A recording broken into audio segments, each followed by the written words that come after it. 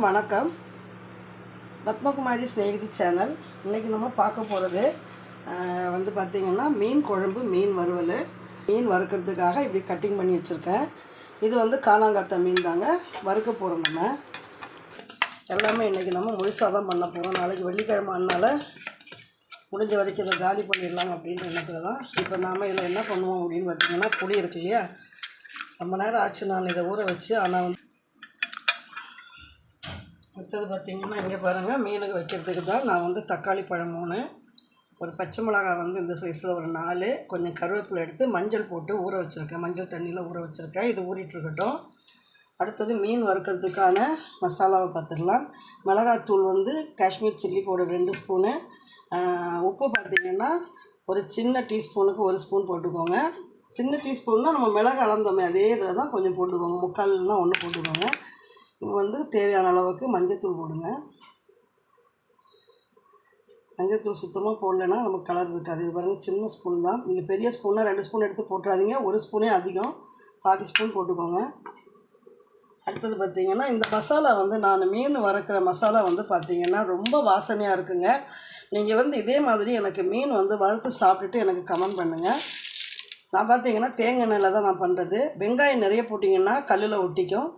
மிளகு, லெமன் நம்ம அப்புறம் சேர்த்துக்கணும். இவ்வளோ தாங்க அதுக்கு தேவையான மசாலா. இந்த மசாலா போட்டு வறுத்தாலுமே மீன் நல்லாயிருக்கும். நம்ம இப்போ இந்த மசாலாவை அரைச்சிட்டு வரணும். அதுக்கப்புறம் பார்த்திங்கன்னா, மீனுக்கு தேவையானது பார்த்திங்கன்னா, நான் தேங்காயில் தான் இந்த குழம்பு வைக்க போகிறேன். அதுக்கு தேங்காவை நான் அரைச்சிப்பேன். சின்ன வெங்காயம் ஒரு 3-4 வெங்காயத்தை அரைச்சிக்கலாம். மிளகு, இது மீன் குழம்புக்கு தேவையானது. மீன் குழம்புக்கு தேவையான மசாலா. இதோட நான் சில்லி பவுடர் ஆட் பண்ணி, மஞ்சத்தூள் ஆட் பண்ணி, புளி ஆட் பண்ணி நம்ம பண்ணுவோம். தேங்காய் எண்ணெய் ஊற்றுவோம். போயிட்டு நம்ம இப்போ மிக்சியில் தான் அரைச்சிட்டு வந்துடலாம். நாம் இந்த மீனை வறுக்க போகிறோங்க.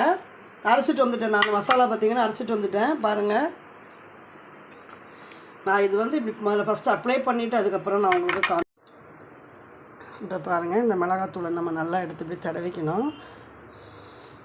நம்ம நல்லா தடவிட்டு இதை பாருங்கள், இந்த பகுதி இருக்குது இல்லையா, இங்கெல்லாம் நல்லா அப்படி தேய்ச்சி எடுத்துக்கணும். அதே போல் இங்கேயுமே நல்லா தேய்ச்சி எடுத்துக்கணும். இந்த வயிறு பகுதி பார்த்திங்களா, எக்ஸ்ட்ரா இருக்கிறதெல்லாம் எடுத்துருவோம். நம்ம இதில் என்னென்னா சாப்பிட முடியாத அளவுக்கு காரமாகிடும். பாருங்கள், இதை நம்ம அப்படியே வச்சுக்கலாம். இப்போ அடுத்த மீன் எடுத்துப்போம். ஆனால் கை தாங்க பயங்கரமாக எரிச்சல் எடுக்கும். மிளகாத்தூள் போடுறதுனால ரொம்ப எரியும், பார்த்துக்கோங்க. நீங்கள் ஸ்பூன்லலாம் பண்ணுற மாதிரி இருந்ததுன்னா நீங்கள் ஸ்பூனில் வச்சுக்கோங்க. ஏன்னா என்னால் ஸ்பூனில் பண்ண முடியாது.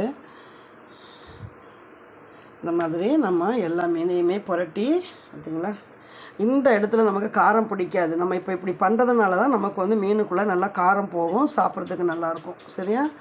பாருங்க, நம்ம மீன் வறுக்கிறதுக்கு ரெடி பண்ணிட்டோங்க. இதை அதே மிளகாத்தூளோடு சேர்த்து நான் தேங்காவும் அரைச்சிட்டேன். இது மிளகாத்தூள் நம்ம அரைச்சோம் இல்லையா, அந்த மிக்சியில் அரைச்சதுனால இந்த கலர் இருக்குது.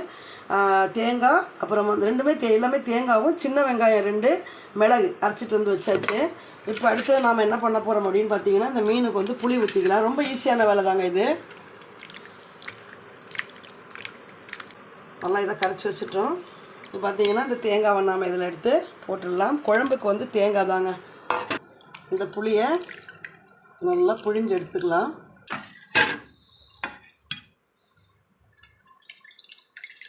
கண்டிப்பாக மண் வச்சுக்கு இது போதுமானது. இப்போது தேங்காய், சின்ன வெங்காயம், மிளகு அரைச்சோம் இல்லையா, அந்த பேஸ்ட்டில் நம்ம இந்த புளியை ஊற்றிக்கிறோம். இப்போ நாம் மீன் வறுக்கிறதுக்கு ரெடி பண்ணி வச்சுட்டோமுங்க. இதை எடுத்து அப்படி வச்சிடலாம். நம்ம ஊறிட்டுருக்கட்டும், ஒரு 20 நிமிஷம் ஊறட்டும். அதே மிளகாத்தூளோடு சேர்த்து நான் தேங்காவும் அரைச்சிட்டேன். இது மிளகாத்தூள் நம்ம அரைச்சோம் இல்லையா, அந்த மிக்சியில் அரைச்சதுனால இந்த கலர் இருக்குது. தேங்காய், அப்புறம் ரெண்டுமே எல்லாமே தேங்காவும், சின்ன வெங்காயம் 2, மிளகு அரைச்சிட்டு வச்சாச்சு. இப்போ அடுத்து நாம் என்ன பண்ண போகிறோம் அப்படின்னு பார்த்தீங்கன்னா, இந்த மீனுக்கு புளி ஊற்றிக்கலாம். ரொம்ப ஈஸியான வேலை தாங்க இது. ஈஸியாக சுலபமாக பண்ணுற வேலை. தேங்காய் பிடிக்கிறவங்க சாப்பிட்லாம். நிறைய பேர் சொல்கிறாங்க நெஞ்சு எரிக்கணும். அது கிடையவே கிடையாதுங்க. நாங்கள்லாம் சாப்பிட்றோம், எங்களுக்கு நெஞ்சு அரிக்குது. அதாவது தேங்காய் நமக்கு ஒரு நல்ல கொழுப்பு. அதுக்கப்புறம் பார்த்திங்கன்னா, வயரில் இருக்கக்கூடிய புண்களை எல்லாம் ஆற்றக்கூடிய ஒரு பெரிய இது தான் இந்த தேங்காய் நமக்கு பண்ணுது. நல்லா இதை கரைச்சி வச்சுட்டோம். புளியோட புளிப்பை பார்த்துட்டு நீங்கள் போட்டுக்கணுங்க. இப்போ பார்த்தீங்கன்னா இந்த தேங்காவை நாம் இதில் எடுத்து போட்டுடலாம். குழம்புக்கு வந்து தேங்காய் தாங்க. ஏன்னா மிளகாத்தூள் வந்து நம்ம என்ன செய்ய போகிறோம், கொஞ்சமாக தான் போடுவோம், காஷ்மீர் சில்லி பவுடர் தான் போடுவோம். அதனால் பார்த்து தான் நம்ம போட்டுக்கணும். இப்போ நாம் இந்த புளியை நல்லா புழிஞ்சு எடுத்துக்கலாம்.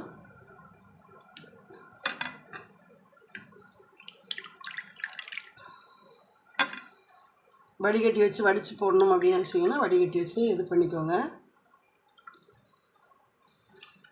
இது கொட்டையை நீக்கிய அதில் இருக்கிற எல்லாமே நீக்கின சுத்தமான புளி தான் நான் வாங்கி வச்சுருக்கிறது. எந்த புளியாக இருந்தாலும் அடியில் நான் கழுவிட்டு தான் போட்டாங்க. ஊரானாலும் மண் இருக்க தாங்க செய்யும். அதனால் மேலோட்டமாக நம்ம எடுத்துக்கணும்.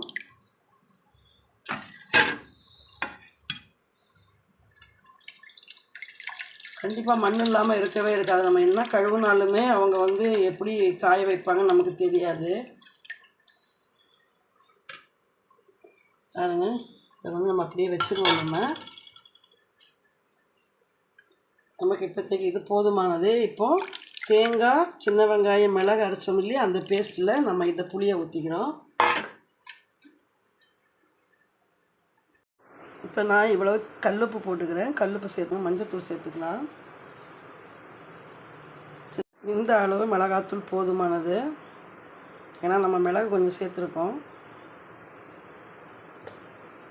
இப்போ நாம் மிளகு சேர்த்துருக்கோம். மற்ற பச்சை மிளகாய் நம்ம சேர்ப்போம். பாருங்கள் எவ்வளோ கலர்ஃபுல்லாக இருக்குன்னு. ரொம்ப ஈஸியான வேலை தாங்க. நம்ம தண்ணி சேர்த்துக்கலாம் அதில். இப்போ நான் வந்து பார்த்திங்கன்னா குழம்பு தாங்க வைக்க போகிறேன். தண்ணி சேர்த்துக்கிறேன். தண்ணி சேர்க்கும்போது பார்த்தீங்க இல்லையா, தண்ணி சேர்த்துட்டு நாம் இந்த மாதிரி அடுப்பில் குழம்பு வைக்கும்போது மீன் குழம்பெல்லாம் இந்த மாதிரி சுற்றி சுற்றி விட்டோன்னா நமக்கு உடையாதுங்க.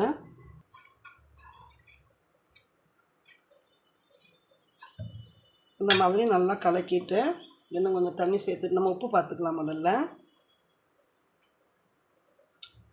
உப்பு புளி பார்த்துக்கலாம். ரெண்டுமே நமக்கு கொஞ்சம் கம்மியாக இருக்கிற மாதிரி தான் தெரியுது.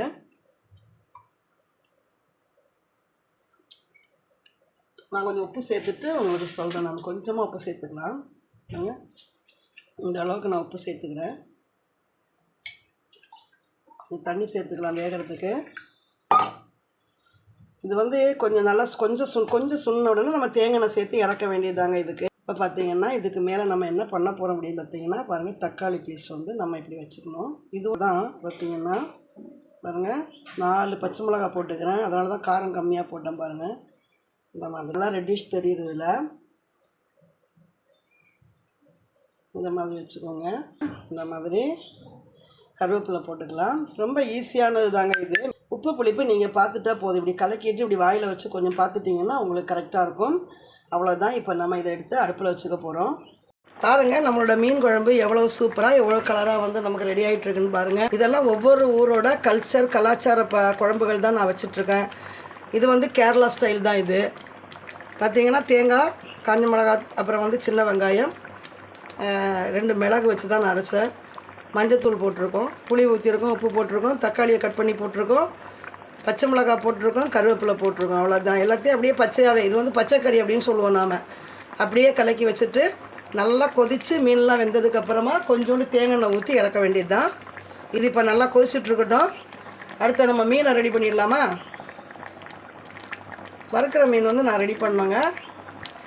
தோசைக்கல் அடுப்பில் வச்சுக்கலாம். ஸ்டவ் பற்ற வச்சாச்சு. எண்ணெய் ஊற்றிக்கலாம். பாருங்க,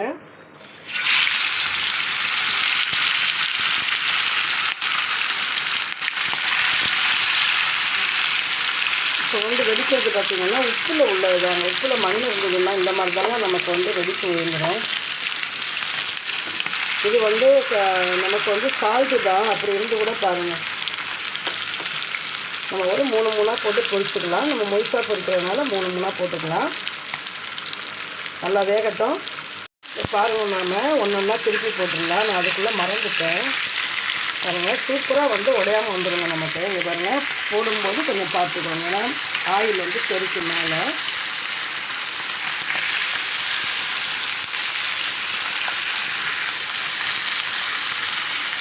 ஒரு மீன் சாப்பிட்டாலும் நல்லா சூப்பராக இருக்கும் பாருங்கள். திருப்தியாக இருக்கும், நமக்கு சாப்பிட்ற ஒரு திருப்தி வரும். நல்லா ஊறணும், அது மாத்திரம் பார்த்துக்கோங்க. ஊறிட்டு இந்த மாதிரி கட் பண்ணிட்டோன்னா நமக்கு ஃபுல்லாக எல்லாமே மிளகாத்தூள் எல்லாமே நல்லா போய் சேர்ந்துடும். பார்த்தீங்க இல்லையா? இந்த மாதிரி வறுக்கும்போது ஆயில் நமக்கு கொஞ்சமாக போடணும். நல்லா மீனை வந்து வறுத்துடலாம். இப்போ தலைப்பகுதியில் அந்த நுனி பார்த்தீங்கன்னா உங்களுக்கு தெரியும்ல, இதெல்லாம் நல்லா தள்ளி வச்சு நம்ம வறுக்கணும். பாருங்கள் எவ்வளோ அழகாக வருதுன்னு பாருங்கள். இதே நம்ம ஆயிலில் போட்டு பொரிசா இந்த மாதிரி வருமா? நான் லெமன் போட மறந்துட்டு, நீங்கள் போட்டுக்கோங்க, வேணும்னா போட்டுக்கோங்க. இப்போ மறுபக்கம் வேகட்டும். நம்ம அதுக்குள்ளே பார்த்திங்கன்னா இந்த மீன் குழம்பு பாருங்கள் நமக்கு ரெடி ஆகிட்டுருக்கு. இல்லை நம்ம கொஞ்சம் உப்பு பார்த்துடலாம். நல்லா சூப்பராக உரப்பாக இருக்குது. கொஞ்சம்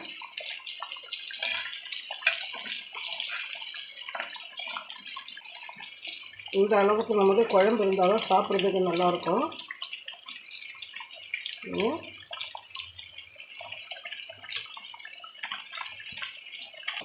இப்போ பாருங்கள், நாம் இதில் கருவேப்பிலை சேர்த்துக்கலாம். சும்மா 2 கருவேப்பிலை மேலே போட்டுக்கலாம். இப்போ கூட அது கொதிக்கும்போது உள்ளே போயிடும்.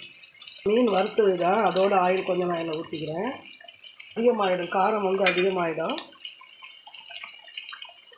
இப்போ நாம் இதில் நாங்கள் மீன் வறுத்த ஆயில் அப்படி தாங்க ஊற்றிக்கிறது. நாங்கள் கொஞ்சம் தேங்காய் எண்ணெய் ஊற்றிக்கணும். பார்த்தீங்க இல்லையா? தேங்காய் எண்ணெய் அந்த காரத்தை வந்து ஒரு காரத்தன்மை, அதாவது காரத்தன்மை இருக்கும். அது வந்து இந்த தேங்காய் நமக்கு எடுத்து கொடுத்துட்டு ஒரு நல்ல ருசியை கொடுத்துரும். அவ்வளோதாங்க, மீனோட வேலை முடிஞ்சிருச்சு. பாருங்கள் எவ்வளோ சூப்பராக எவ்வளோ கலர்ஃபுல்லாக இருக்குது பார்த்தீங்களா? மீன் நம்மளுடைய சமையல் எல்லாமே சாப்பிட்றதுக்கும் ரொம்ப நல்லா சுவையாக இருக்குங்க. அடுத்தது இந்த பக்கம் பாருங்கள், மீன் வறுக்கிறது வந்து நமக்கு ரெடி ஆகிடுச்சு.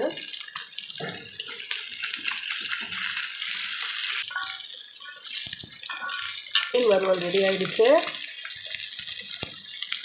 தீஞ்சு போயிடுறதுக்கு மேலே அதே போல் நம்முடைய மீன் குழம்பும் நமக்கு ரெடி ஆகிடுச்சு. ஆஃப் பண்ணிட வேண்டியது தான். பாருங்கள், சூப்பரான பச்சைக்கறி குழம்பு ரெடி ஆகிடுச்சு. நம்மளுடைய வீடியோ பிடிச்சிருந்தது அப்படின்னா சப்ஸ்கிரைப் பண்ணிக்கோங்க, லைக் பண்ணுங்கள், கமெண்ட் பண்ணால் மறக்கவே மறக்காதீங்க, ஷேர் பண்ணி விடுங்க. இந்த 2 வீடியோவும் பார்த்துருங்க.